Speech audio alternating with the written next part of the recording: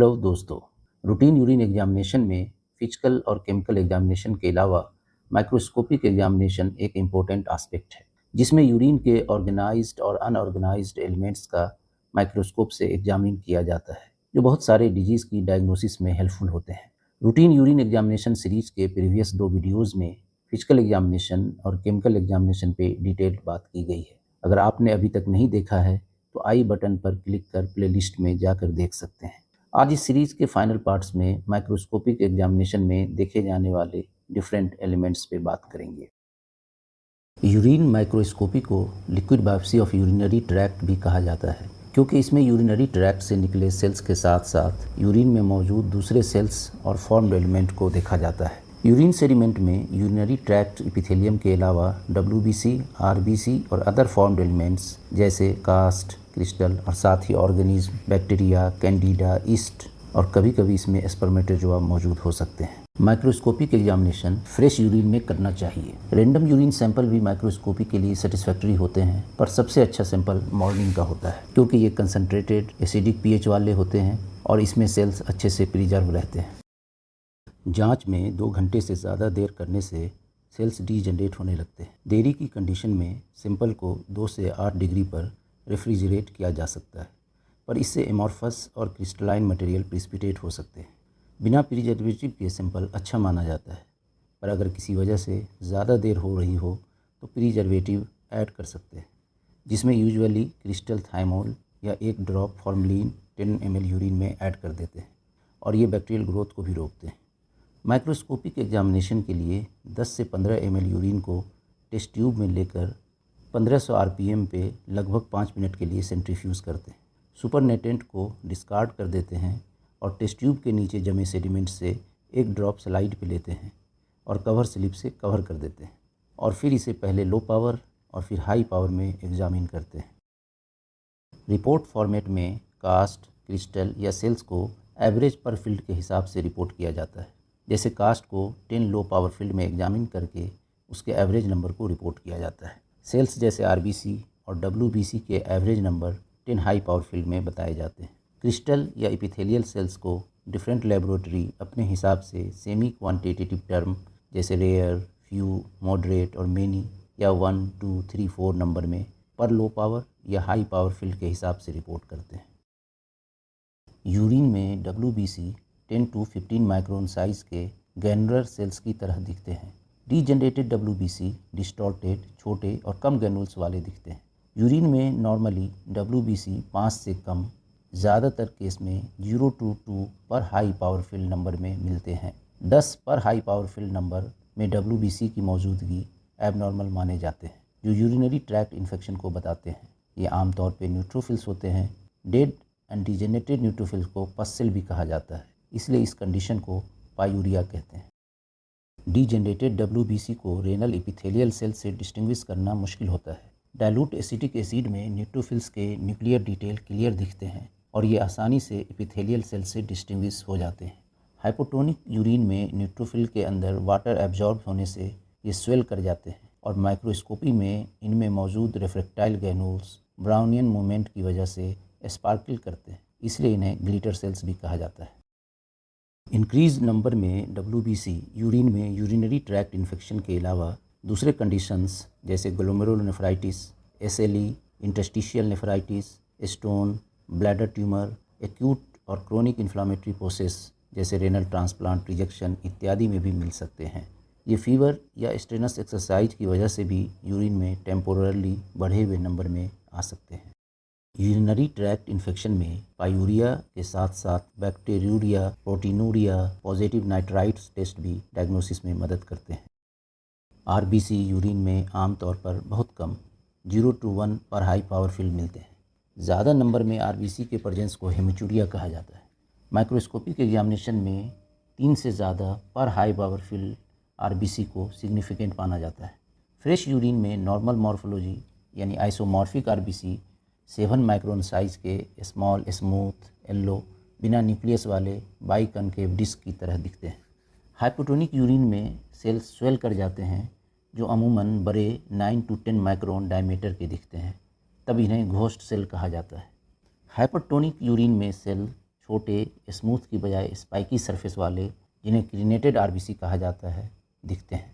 Size और shape में variation वाले यानी डिस्मॉर्फिक आरबीसी ग्लोमेरुलोनेफ्राइटिस की कंडीशन में डैमेज्ड ग्लोमेरुलाई से आरबीसी के पास करने से बनते हैं। ओल्ड यूरिन में आरबीसी के हीमोग्लोबिन डिजॉल्व आउट हो जाने से ये फेंट कलरलेस सर्किल या शैडो सेल्स की तरह दिखते हैं।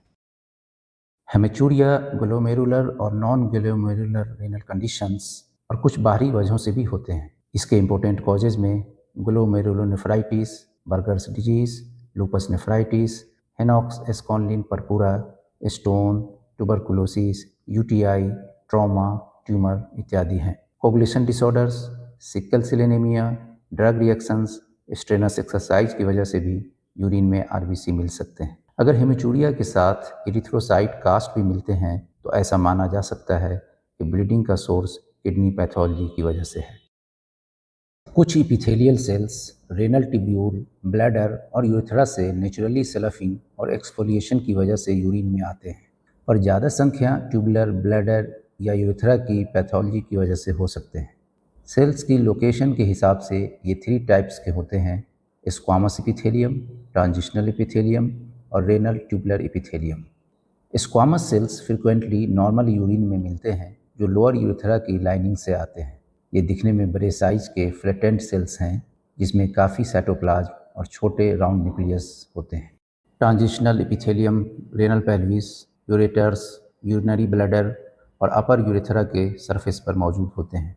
ये स्क्वामस एपिथेलियम के मुकाबले छोटे साइज के राउंड या पॉलीहेड्रल शेप के सेल्स होते हैं। Renal tubular cells renal tubule के एरिया के हिसाब से डिफरेंट साइज और शेप जैसे पॉलीहेड्रल, कोलुमनार और ओवल हो सकते हैं। बढ़ी हुई संख्या ट्यूबुलर डैमेज जैसे acute tubular necrosis, pyelonephritis, allograft rejection इत्यादि में मिलते हैं। ट्यूबुलर एपिथेलियम सेल्स को ल्यूकोसाइट से डिफ्रेंशिएट करना मुश्किल हो सकता है। कभी कभी ट्यूबुलर सेल्स लाइपोप्रोटीन्स जैसे कोलेस्ट्रॉल और ट्राइग्लिसराइड, जो कि नेफ्रोटिक कंडीशन में ग्लोमेरुलाई से लीक होते हैं, को एब्जॉर्ब कर लेते हैं। तब इन्हें ओवल फैट बॉडीज कहा जाता है। कास्ट यूरिन में माइक्रोस्कोपिक सिलिंड्रिकल स्ट्रक्चर होते हैं जो डिस्टल रेनल ट्यूब्यूल और कलेक्टिंग डक्ट में बनते हैं। यूरिन में कास्ट की मौजूदगी को सिलिंड्यूरिया कहा जाता है। कास्ट ही एक ऐसा फॉर्म्ड एलिमेंट है जिसे सिर्फ किडनी से ओरिजिन माना जा सकता है। हर तरह के कास्ट के बेस में टॉम हॉर्सफॉल प्रोटीन होता है जो ascending loop of Henle produce करता है। ये प्रोटीन फैब्रिक मेसवर्क बनाते हैं जिसमें बाद में दूसरे एलिमेंट जो कि ट्यूबुलर फिल्ट्रेट में मौजूद होते हैं ट्रैप हो जाते हैं, जैसे सेल्स, सेल फ्रेगमेंट या ग्रैनुलर मटेरियल। इस तरह से डिफरेंट कास्ट बनते हैं। कास्ट के लेंथ ट्यूब्यूल के साइज पे डिपेंड करते हैं जहाँ पे ये बनते हैं।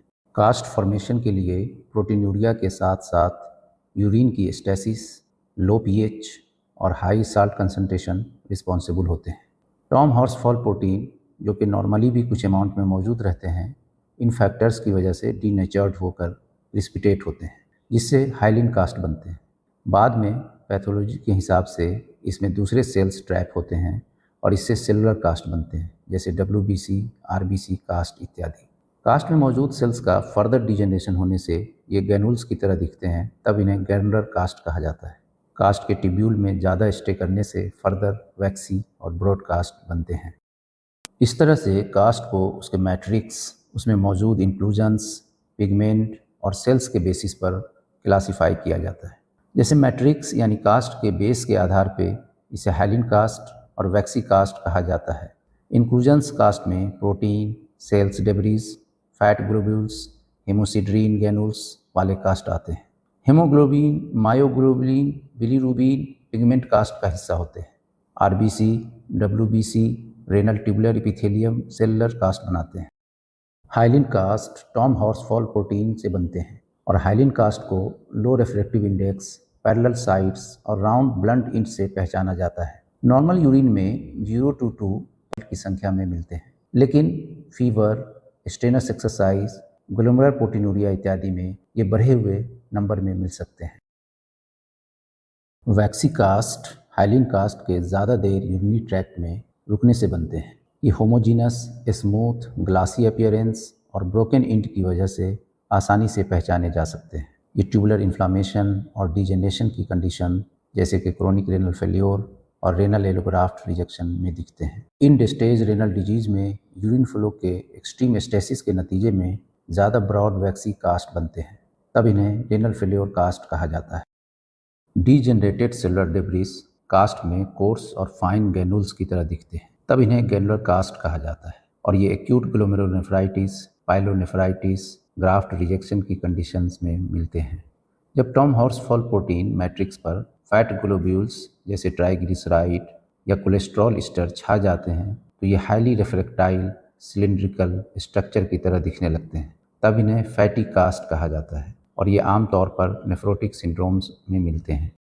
डब्ल्यूबीसी, आरबीसी और रेनल ट्यूबुलर एपिथेलियम को सेलुलर कास्ट में क्लासिफाई किया जाता है क्योंकि प्रोटीन मैट्रिक्स में इन सेल्स के ट्रैप होने से ये कास्ट बनते हैं। नेफ्रॉन में इन्फेक्शन या इन्फ्लामेशन जैसे पाइलोनेफ्राइटिस में ल्यूकोसाइट्स इंटेस्टिशियम से ट्यूब्यूल में ज़्यादा आने लगते हैं। डब्ल्यूबीसी टॉम हॉर्सफॉल प्रोटीन में इम्बेडेड होने से डब्ल्यूबीसी कास्ट बनते हैं। माइक्रोस्कोप में कास्ट मल्टीलोब न्यूक्लियाई वाले सेल की वजह से कैंडर दिखते हैं।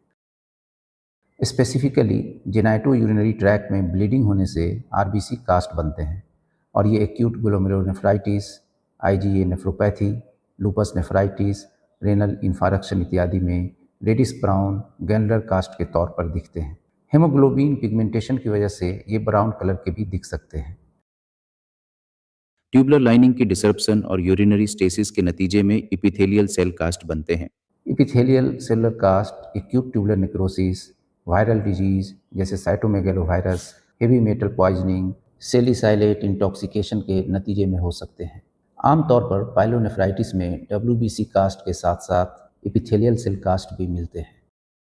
क्रिस्टल्स फॉर्म्ड एलिमेंट में सबसे कम सिग्निफिकेंस माने जाते हैं क्योंकि ये नॉर्मल यूरिन में भी मिलते हैं। क्रिस्टल यूरिन में मौजूद सोल्यूट के प्रिसिपिटेशन जो कि डिफरेंट फैक्टर्स जैसे टेम्परेचर चेंज, पीएच अल्टरेशन या सोल्यूट कंसंट्रेशन बढ़ने की वजह से होते हैं।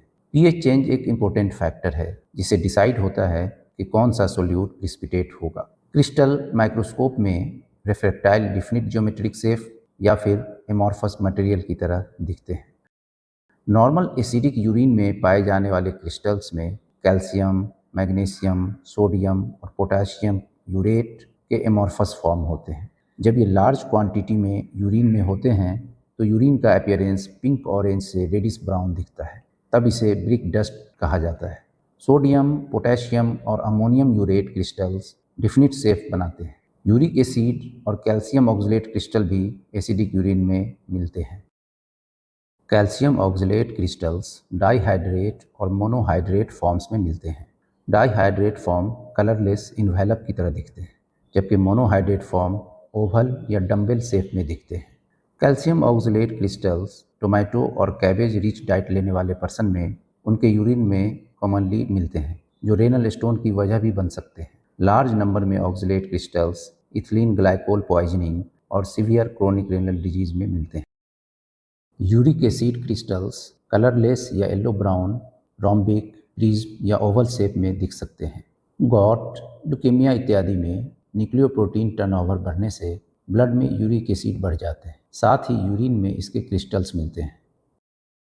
नॉर्मल अल्कलाइन यूरिन में amorphous phosphate, triple phosphate, calcium carbonate और अमोनियम बायोरेट के क्रिस्टल्स मिल सकते हैं। एमॉर्फस फॉस्फेट पार्टिकुलर शेप लेने की बजाय कलरलेस ग्रैन्यूल्स की तरह दिखते हैं। ट्रिपल फॉस्फेट, जिसमें अमोनियम, मैग्नीशियम और फॉस्फेट होते हैं, जो 3 to 6 साइडेड प्रिज्म की तरह दिखते हैं। आमतौर पर phosphate crystal infected alkaline urine में दिखते हैं क्योंकि एसिडिक यूरिन में ये डिजॉल्व हो जाते हैं। कैल्शियम कार्बोनेट क्रिस्टल्स छोटे कलरलेस क्रिस्टल्स होते हैं जो अक्सर ग्रुप या पेयर्स में मिलते हैं। Ammonium urate crystals yellow brown colour और स्पाइन से ढके होने की वजह से कैक्टस की तरह दिखते हैं, इसलिए इसे थॉर्न एप्पल क्रिस्टल्स भी कहा जाता है। अभी तक हमने नॉर्मल एसिडिक और अल्कलाइन यूरिन में मिलने वाले क्रिस्टल्स की बात की है। अब आगे एबनॉर्मल यूरिन क्रिस्टल्स की बात होगी। Abnormal urine crystals specifically acidic या न्यूट्रल यूरिन में मिलते हैं, जो किसी पैथोलॉजिकल प्रोसेस की वजह से बनते हैं।